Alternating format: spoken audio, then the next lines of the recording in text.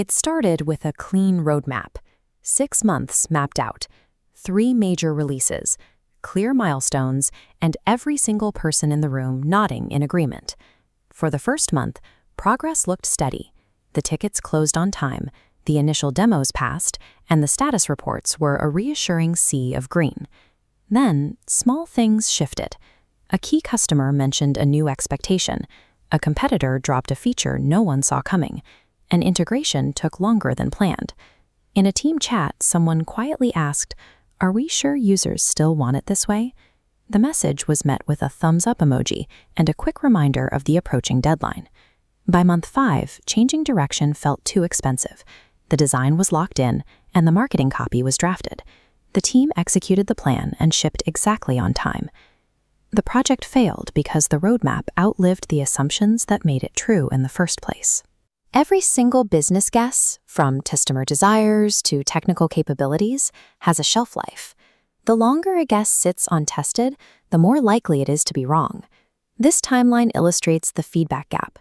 It is the widening period between building a product in secret and learning if it's useful.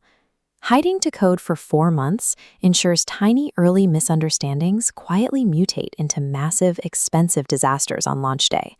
To learn sooner, a team needs a mechanical intervention designed to break that feedback gap. This is the practical purpose of Scrum. Many organizations mistake Scrum for a detailed recipe for how to code, or a micromanagement checklist used to force teams to work faster. The framework functions as a sandbox. It provides clear boundaries for the playing field, defining the team and the duration of the game, but it refuses to tell you how to actually build the sandcastle.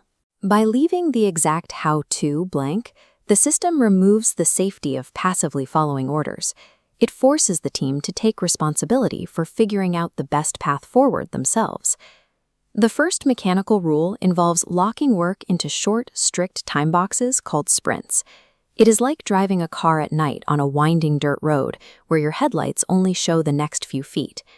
Committing to a non-negotiable 2-week window forces immediate action. It stops the team from putting off tough choices or endlessly polishing details that no one needs. The second rule splits the power of a traditional project manager into 3 distinct roles.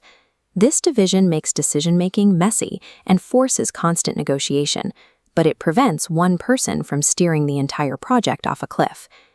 The third rule is forced visibility. Every piece of work is tracked on public lists and discussed in short daily check-ins.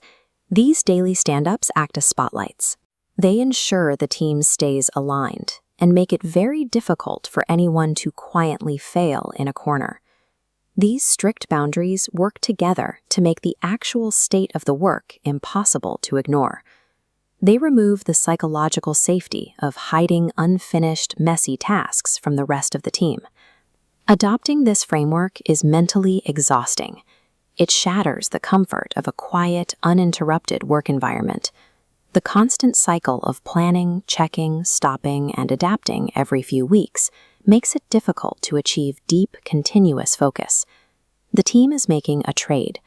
They are swapping the risk of a career-ending project failure later for the immediate daily stress of constant reality checks. Scrum slowly bleeds out over months when teams stop telling the ugly truth.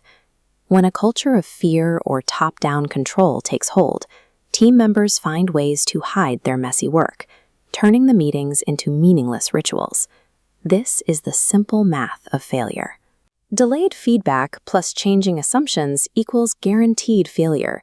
If you wait to get feedback until after your initial assumptions have expired, the project will fail.